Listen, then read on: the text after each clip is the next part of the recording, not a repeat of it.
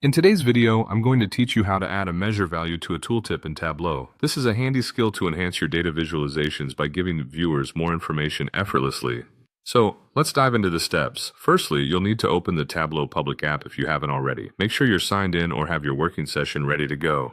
Once you're in, access your worksheet where your data is already loaded. This setup is essential as it provides the space to create your visualization and subsequently your detailed tooltip. Next, decide which worksheet you want to work on. Pick a specific sheet where you intend to add an additional measure to your tooltip. It's important to have clarity on your dataset and what insights you wish to offer to your audience through this tooltip enhancement. Now, determine the measure or measures you'd like to showcase in your tooltip. A measure in Tableau could be anything from sales numbers, profit margins, or any quantitative data that your viewers might find informative.